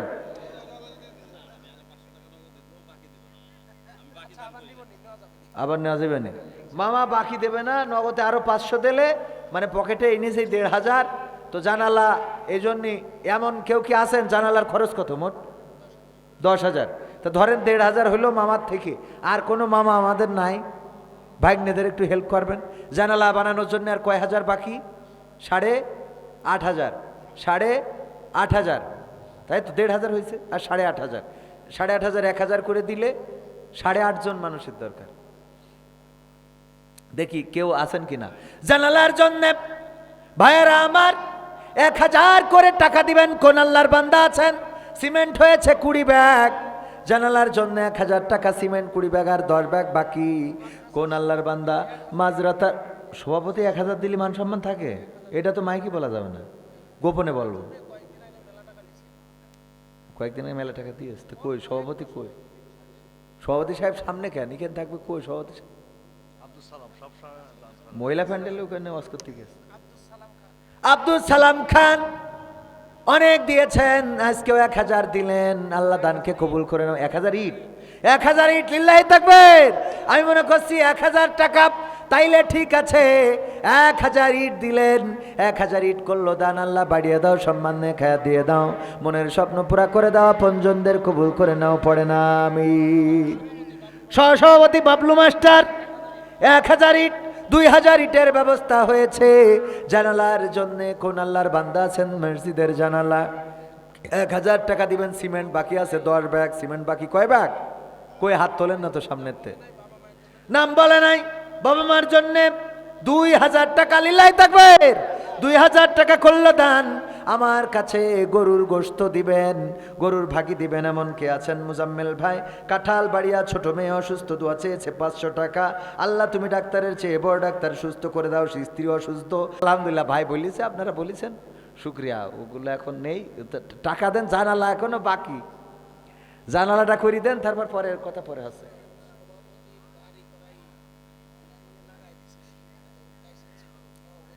ও সব উস্তাদের মায়ের শেষ রাতি। আগে ওই সিমেন্ট 9 ব্যাগ বাকি আছে, ওইটা হয়ে যাক। না 22 ব্যাগ হয়েছে, ওই যে রিনা রিনা আর 8 ব্যাগ ভাইরা আমার, 8 জন মানুষ, খিচুড়ি বলে নষ্ট হয়ে যাবে, পরে আমার দোষ দিতে পারবেন না, কারণ খিচুড়ি প্যাকিং করা হয়ে গেছে না। না না, আপনি আমার জনগণ থেকে নিতে হবে। আমি যদি এটা না পারি তাহলে আমি জাকিরের মতো হয়ে যাবো, সুইনগাম খাই কিন্তু রান পাই না, ঠিক না বে ঠিক? 8 জন মানুষ এরকম নেই যে এই সামনে যুবকেরা 8টা ব্যাগ সিমেন্ট দিবেন, 8 জন নেই। একটু হাত উঁচু করেন তো সাহস করে, একজন একজন করে 8 জন, মাত্র 500 টাকার কম বেশি। যার বিয়ে হয় না দোয়া করে দেবো, আল্লাহ বিয়ের ব্যবস্থা করে দিতে পারে না, পারে না। আল্লাহর কাছে বউয়ের অভাব নেই। আল্লাহ রাব্বুল আলামিন আপনার জন্য নির্দিষ্ট করে দিবেন, সুন্দরী রমণী ঘরে আসবে। 1 ব্যাগ করে, কই দেখি 8 জন। ভাইয়েরা আমার, মা নাই বাবা নাই, কোন মাটিতে তৈরি রে তুই মা, কোন মাটিতে তৈরি রে তুই মা, কোন মাটিতে তৈরি রে তুই মা, কোন মাটিতে তৈরি রে তুই মা, কত কষ্ট দিলাম তোরে আমি সারা জীবন ধরে, অবধ ছেলে বলে তবু, অবধ ছেলে বলে তবু করলি রে ক্ষমা, কোন মাটিতে তৈরি রে তুই মা, কোন মাটিতে তৈরি রে তুই মা, কোন মাটিতে তৈরি রে তুই মা, কোন মাটিতে তৈরি রে তুই মা। এই মা যাদের নাই রে, যেই মা আপনার জন্য রাত জেগে বসে থাকতো, আপনার জন্য ভাতটা গরম করে তরকারিটা গরম করে দিত, যেই মা ভিজা বিছানায় ঘুমায়ে আপনাকে শুকনা জায়গায় রাখতো, ওই মায়ের নামে আর 8 জন মানুষ অন্তত চায় যে 8 জন মাদ্রাসায় উজুখানা তৈরি করার জন্য সিমেন্ট দিবেন। আপনার সিমেন্ট দেওয়ার কারণে উজুখানা তৈরি হবে, উজু করবে, আর আপনার মায়ের কবরে সাদকায়ে জারিয়া হিসাবে আল্লাহ রাব্বুল আলামিন সওয়াব পৌঁছিয়ে দেবেন। এমন কোন আল্লাহর বান্দা আছেন 8 জন মানুষ দেখতে চায় যাদের বাবা নাই? বাবা যেদিন ছিল টাকা ছিল না, পয়সা ছিল না, আর বাবা যেদিন চলে গেল রে, ওই দিন টাকা হইল, পয়সা হইল, বাবার নামে 1 ব্যাগ সিমেন্ট, মায়ের নামে 1 ব্যাগ সিমেন্ট। মোহাম্মদ সুবহান গ্রাম বীর বাজার 1 ব্যাগ সিমেন্ট দান করলেন, আর বাকি আছে 7 ব্যাগ। 7 জন মানুষ চায়। কোন 7 জন আছেন? আল্লাহর জন্যে, আল্লাহর নবীর ঘরের জন্যে, মসজিদের উজুখানার জন্যে, মাদ্রাসার উজুখানার জন্যে 1 ব্যাগ করে সিমেন্ট। সামনে কোন আল্লাহর বান্দা আছেন? আর একজন সামনে থেকে উঠে এসে 50 টাকা দান করলো, দানকে কবুল করে নাও, নেখায়া দিয়ে দাও সিমেন্ট। 7 জন মানুষ কই বলেন, বলেন 7 জন হাত তোলা হয়েছে। নাম কি ভাইজান? মুহাম্মদ আফসার আলী 20 কেজি রসুন করলো দান। আল্লাহ দানকে কবুল করে নাও, নেখায়া দিয়ে দাও। আল্লাহ রসুনে বরকত দান করে দাও। আল্লাহ যে রসুন দান করলো, ওই রসুনটা তুমি তার জমিনে বাড়তি দিয়ে দিও। সবাই জোরে জোরে বলেন আমিন। পারভিন গ্রাম বীর বাজার গরুর ভাগ দিয়েছে 1টি, আল্লাহ কবুল করে নাও, নেখায়া দান করে দাও। আল্লাহ যে মানুষদের খাওয়ানোর জন্য গরুর ভাগ দিল, তুমি তার জন্য জান্নাতের খাবারের ব্যবস্থা করে দাও, বলেন আমিন। সিমেন্ট বাকি 7 ব্যাগ। কোন আল্লাহর বান্দা? হাত উঁচু করেন। 7 জন মানুষ। এই 7 জন মানুষ পাওয়া যাবে না? আমি তো এটা বিশ্বাস করি না যে এরম 7 জন মানুষ সামনে নাই। Abdur Rahman Karbala, Abdur Rahman Karbala 1 bag cement 6।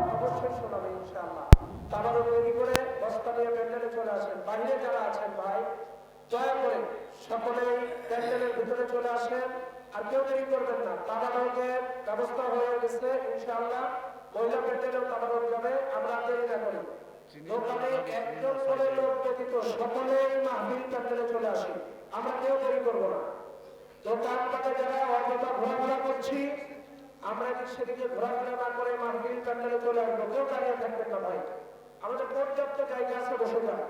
জরুরি এলান শুনি, মা বোনদের জন্য আগামীকালকে মহিলা সমাবেশের ব্যবস্থা করা হয়েছে 9টা থেকে 12টা পর্যন্ত। 9টা থেকে 12টা পর্যন্ত মহিলা সমাবেশ চলবে। প্রধান মেহমান আব্দুর রাজ্জাক হেলালি ভাই, প্রধান মেহমান আব্দুর রাজ্জাক হেলালি ভাই কারবালা। আপনারা সকলেই আমন্ত্রিত, কেউ বাহিরে না থাকে। আমরা সকলেই মাহফিল প্যান্ডেলের ভিতরে চলে আসি, তাবারক নিয়ে আমরা মাহফিল প্যান্ডেলে হাজির হয়ে যাই। আমি আব্দুল সালাম খান চাচাকে তাবারক নিয়ে ভলেন্টিয়ারদেরকে মাহফিলের প্যান্ডেলে আসার জন্য সবাইকে অনুরোধ জানাচ্ছি। তাই কেউ দাঁড়িয়ে থাকবো না, মানে সবাই চলে আসে ভাই। ওই গেটটা ছেড়ে দেয়, দয়া করে গেটটা ছেড়ে দেয়। মা বোনদের প্যান্ডেল হবে মাদ্রাসা প্যান্ডেল। আগামীকালকে মা বোনদের ওয়াজের প্যান্ডেল মাদ্রাসা প্যান্ডেল। আমরা সকলে মা বোনেরা সকাল সকাল কাজ সেরে মাদ্রাসা প্যান্ডেলে হাজির হয়ে যাবেন ইনশাআল্লাহ। আমি এবার প্রধান বক্তাকে এই হেন আর একটা সঙ্গীত বলার জন্য সবিনয় অনুরোধ জানাচ্ছি। আলহামদুলিল্লাহ, আমার ভাইকে অনেক অনেক ধন্যবাদ যে উনি এখানে আমাদের কথা বলার সুযোগ করে দিয়েছেন। কিন্তু আমি আসলে ক্ষমা চেয়ে নিচ্ছি যে আমি মাহফিলে এই হ্যালো বলাটা টোটালি অফ করে দিয়েছি একদম। এই বছর এখনো পর্যন্ত কোথাও বলি নাই। বলছি কি, আমাদের মিডিয়ারা সাক্ষী, মানে এটা নিয়ে সমালোচনা হয় যে আমি মাহফিলের স্টেজে যেয়ে এমন কোনো কথা বলি যেটা মানে মাহফিলের স্টেজের সাথে যায় না। তো এটা এই হলো আজকেও করছি, স্বরাষ্ট্রমন্ত্রীকে, স্বরাষ্ট্র উপদেষ্টাকে ফোন দিয়ে তারপর এখানে আসছি যে তোমার থেকে লাভ কি যদি এইগুলো বন্ধ না হয়। তো ওইটা না করি। গান একটা ভাই আমার আব্দুর রাজ্জাক হেলালি ভাই একটা গান চয়েস করে দিয়েছে। এই গান আমি মাহফিলে তেমন একটা গাইনি, গাওয়া হয় কম, তো আজকে এখানে গাই। এটা নতুন শোনায়। হ্যাঁ, বদলে যাবে দেশটা আমার, বদলাবে সমাজ, এই সমাজে কায়েম হবে আল কোরআনের রাজ। বদলে যাবে দেশটায় আমার, বদলাবে সমাজ, এই সমাজে কায়েম হবে আল কোরআনের রাজ। তখন মানুষ শান্তি পাবে, দুঃখ ব্যথা ভুলে যাবে। তখন মানুষ শান্তি পাবে, দুঃখ ব্যথা ভুলে যাবে। অনাহারি খাদ্য পাবে, বেকার পাবে কাজ, বেকার পাবে কাজ। বদলে যাবে দেশটায় আমার, বদলাবে সমাজ, এই সমাজে কায়েম হবে আল কোরআনের রাজ। বদলে যাবে দেশটায় আমার, বদলাবে সমাজ, এই সমাজে কায়েম হবে আল কোরআনের রাজ। মাজলুমেরা বিচার পাবে আদালতের দ্বারে, রাত্রি যাপন করবে না আর কেউ তো অনাহারে। মাজলুমেরা বিচার পাবে আদালতের দ্বারে, রাত্রি যাপন করবে না আর কেউ তো অনাহারে। সংকীর্ণতা থাকবে না আর হবে দিলদারাজ, সংকীর্ণতা থাকবে না আর হবে দিলদারাজ। এই সমাজে কায়েম হবে আল কোরআনের রাজ। বদলে যাবে দেশটায় আমার, বদলাবে সমাজ, এই সমাজে কায়েম হবে আল কোরআনের রাজ। ধর্ষকেরা শাস্তি পাবে আইন শরীয়তের, বিরোধ কেহ করবে না আর আল্লাহ নবীর মতের। ধর্ষকেরা শাস্তি পাবে আইন শরীয়তের, বিরোধ কেহ করবে না আর আল্লাহ নবীর মতের। নিরাপদে চলবে নারী সকাল দুপুর সাজ, নিরাপদে চলবে নারী সকাল দুপুর সাজ। এই সমাজে কায়েম হবে আল কোরআনের রাজ। বদলে যাবে দেশটায় আমার, বদলাবে সমাজ, এই সমাজে কায়েম হবে আল কোরআনের রাজ। বন্ধ হবে চুরি ছিনতাই খুন খারাপি যত, থেমে যাবে অন্যায় আর পাপাচার শত শত। বন্ধ হবে চুরি ছিনতাই খুন খারাপি যত, থেমে যাবে অন্যায় আর পাপাচার শত শত। একে একে পড়বে ধরা যারা ফাঁকিবাজ, একে একে পড়বে ধরা যারা চাঁদাবাজ। এই সমাজে কায়েম হবে আল কোরআনের রাজ। বদলে যাবে দেশটায় আমার, বদলাবে সমাজ, এই সমাজে কায়েম হবে আল কোরআনের রাজ। জালিম যারা জুলুম করে করে অত্যাচার, তাদের দিয়েই ভরাট হবে দেশের কারাগার। জালিম যারা জুলুম করে করে অত্যাচার, তাদের দিয়েই ভরাট হবে দেশের কারাগার। শাসকেরা বলবে কথা কথার রেখে ভাজ, শাসকেরা বলবে কথা কথার রেখে ভাজ। এই সমাজে কায়েম হবে আল কোরআনের রাজ। বদলে যাবে দেশটায় আমার, বদলাবে সমাজ, এই সমাজে কায়েম হবে আল কোরআনের রাজ। এই সঙ্গীত যখন লিখেছিলাম তখন আল্লামা সাইদি কারাগারে ছিলেন। এই জন্য ওনার জন্য যে অন্তরাটা ছিল সেটা হলো, আল কোরআনের পাখিটাই আর থাকবে না কারাগারে, মুক্ত হয়ে স্বাধীন বেশে আসবে আবার ফিরে। কিন্তু আর ফিরে আসার সুযোগটা কি আছে? এই জন্য আমি বলি টেকনাফ থেকে তেতুলিয়া, রূপসা থেকে পাথুরিয়া, একটি নামে সবাই যাকে চেনে। এক দুইজন নয়, 1.5 শতাধিক মানুষ জীবন দিল শুধু জারি প্রেমে। সেই মানুষের মুক্তি চেয়ে যেতাম আমি গান গে, ওই মানুষের মুক্তি চেয়ে যেতাম আমি গান গে। এই মানুষটি নাই দুনিয়ায় নাই, আজ আর মুক্তি চাওয়ার নাই প্রয়োজন নাই গো, আজ আর আমার গানের নাই প্রয়োজন নাই, আজ আর মুক্তি চাওয়ার নাই প্রয়োজন নাই রে, আজ আর আমার গানের নাই প্রয়োজন নাই। আল কোরআনের মধুর বাণী বলতো সুরে সুরে, নবীর বাণী পৌঁছে দিত বিশ্বটাতে ঘুরে। আল কোরআনের মধুর বাণী বলতো সুরে সুরে, নবীর বাণী পৌঁছে দিত বিশ্বটাতে ঘুরে। তার মুখেরই বয়ান শুনে হতো মুসলমান, বুকের সাথে বুক মিলিয়ে ধন্য কত প্রাণ। সেই মানুষের মুক্তি চেয়ে যেতাম আমি গান গে, এই মানুষের মুক্তি চেয়ে যেতাম আমি গান গে। এই মানুষটি নাই দুনিয়ায় নাই, আজ আর মুক্তি চাওয়ার নাই প্রয়োজন নাই গো, আজ আর আমার গানের নাই প্রয়োজন নাই, আজ আর মুক্তি চাওয়ার নাই প্রয়োজন নাই রে, আজ আর আমার গানের নাই প্রয়োজন নাই। লাখো লোকের সমাগম হতো তার সে মাহফিলে, এসব দেখে আবু জাহেলের কলিজা যেত জ্বলে। লাখো লোকের সমাগম হতো তার সে মাহফিলে, এসব দেখে বাতিলের জানি কলিজা যেত জ্বলে। সুরে সুরে তার কেটে যেত যে আধার আমানিশা, পথহারারা খুঁজে পেত সঠিক পথের দিশা। সেই মানুষের মুক্তি চেয়ে যেতাম আমি গান গে, ওই মানুষের মুক্তি চেয়ে যেতাম আমি গান গে। সেই মানুষটি নাই দুনিয়ায় নাই, আজ আর মুক্তি চাওয়ার নাই প্রয়োজন নাই রে, আজ আর আমার গানের নাই প্রয়োজন নাই, আজ আর মুক্তি চাওয়ার নাই প্রয়োজন নাই গো, আজ আর আমার গানের নাই প্রয়োজন নাই।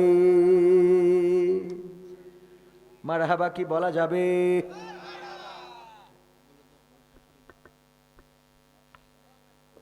আলহামদুলিল্লাহ। আব্দুল বাতেন মামা মায়ের জন্য দোয়া চাই 500 টাকা। আরেকজন রুবেল আহমেদ 100 টাকা। শরীফ খা, সফর খা 1 ব্যাগ সিমেন্ট, এবং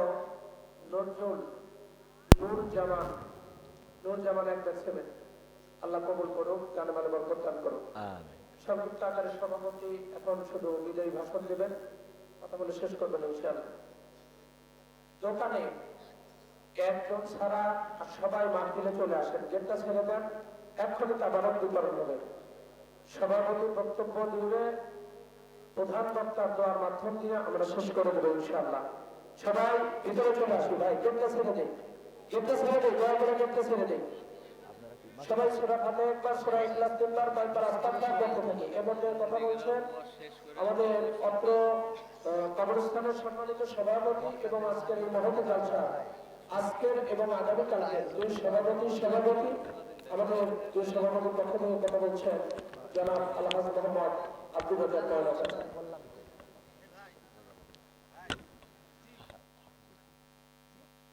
নাহমাদুহু নুসাল্লি আলা রাসূলিল কারীম, আম্মা বা'দ।